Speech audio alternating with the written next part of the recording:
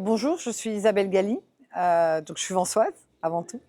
Et par ailleurs, je suis spécialiste de l'intelligence artificielle, ou plus exactement, je suis spécialiste de l'acculturation à l'intelligence artificielle. C'est-à-dire que j'explique aux gens ce qu'est l'intelligence artificielle et je les aide à se projeter dans l'usage de l'intelligence artificielle. Donc je me suis dit, étant vansoise, que je voulais partager avec mes concitoyens cette passion que j'ai de l'intelligence artificielle et discuter avec eux de ce qui est acceptable et pas acceptable dans l'intelligence artificielle. On nous présente toujours l'intelligence artificielle comme une technologie inexorable, c'est-à-dire dont on n'a pas le choix de l'usage. Or, ce n'est pas vrai. On peut en choisir l'usage, mais pour en choisir l'usage, il faut en comprendre à la fois les enjeux et les solutions et comment ça marche. J'ai dirigé un labo de recherche sur le futur du travail et l'impact des technologies sur le travail pendant 10 ans au CNAM à Paris. Après, j'ai été appelée sur le territoire pour diriger la maison d'intelligence artificielle.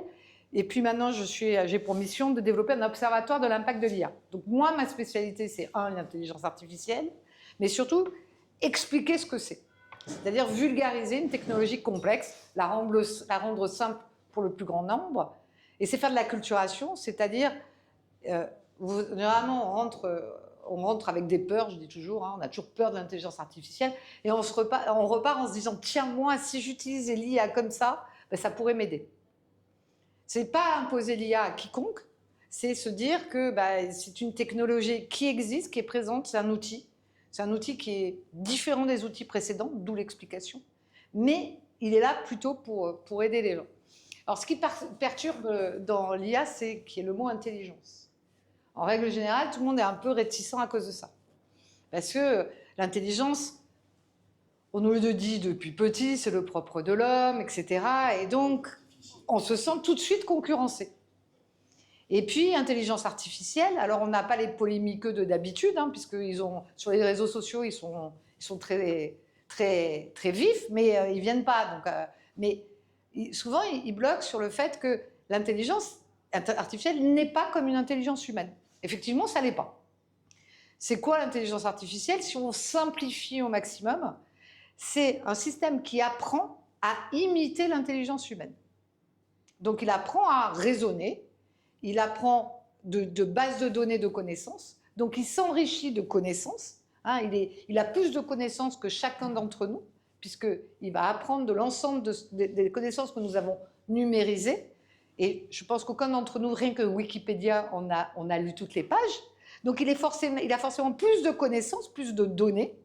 Mais en plus, il va apprendre d'autres choses que du Wikipédia. Il va apprendre aussi de tous les livres qui ont été numérisés, de toutes les revues, de tous les journaux, Enfin, il y a des millions de données comme ça dont il va apprendre. Et il apprend de ces données-là depuis pas très longtemps. Puisque avant, tout ce qu'il savait faire, c'est plutôt de l'analyse de données et du traitement du signal. C'est-à-dire qu'il ne savait pas apprendre en donnant du sens à ce qu'il apprenait. Maintenant, en plus d'apprendre de toutes ces données, il donne du sens à tout ça. C'est pour ça que quand vous avez utilisé ChatGPT ou une intelligence dite générative, vous avez eu le sentiment qu'elle comprenait ce qu'elle vous disait. Elle a juste l'intelligence artificielle, vu que vous avez parlé de la même manière qu'un certain nombre de données qu'elle étudie.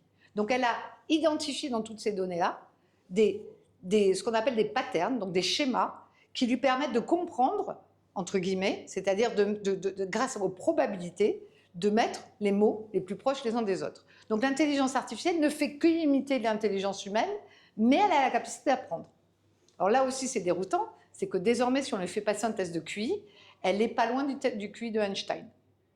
Donc le test de QI, c'est pas parfait pour étudier l'intelligence, tout le monde le sait. Le test de QI, ça passe à côté de plein de formes d'intelligence.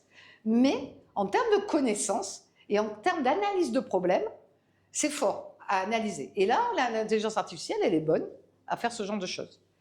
Donc, ça fait penser que l'intelligence artificielle, ça peut tout faire. Ça c'est la deuxième chose. On a souvent tendance à croire que l'intelligence peut tout faire, puisqu'elle est capable d'absorber l'ensemble des données. Et ça, ce serait ce qu'on appelle l'intelligence artificielle générale. C'est-à-dire une intelligence artificielle qui serait capable d'apprendre de l'ensemble des données, n'importe quoi, comme un enfant. Un enfant, vous n'avez pas besoin de lui dire « apprends des lettres pour former des mots ». Il va déduire du fait qu'on écrit des lettres qui peut former des mots. Hein, donc il n'a pas besoin d'avoir un prompt, une commande. Hein, ça, vous l'avez sûrement entendu parler. Un prompt, ce qui est qu'une commande. Hein. Il n'a pas besoin d'avoir une commande, un algorithme, qui lui dise si tu rencontres des lettres, alors tu peux former des mots. Un enfant, rapidement, il comprend ça. Si on lui dit « ça, c'est chaud », il va très vite comprendre qu'une bouilloire sur du feu, c'est chaud aussi. Alors que l'intelligence artificielle, elle ne saura pas que ça, c'est chaud et que la bouilloire est chaude, si elle n'a pas l'information. Donc, ce n'est pas du tout le même genre d'intelligence. Du coup, l'intelligence artificielle générale n'existe pas. L'intelligence est par service de renseignement. Ce qui veut bien dire qu'on cherchait à collecter de l'information et non pas à créer de l'information. Le truc, c'est qu'elle en crée désormais.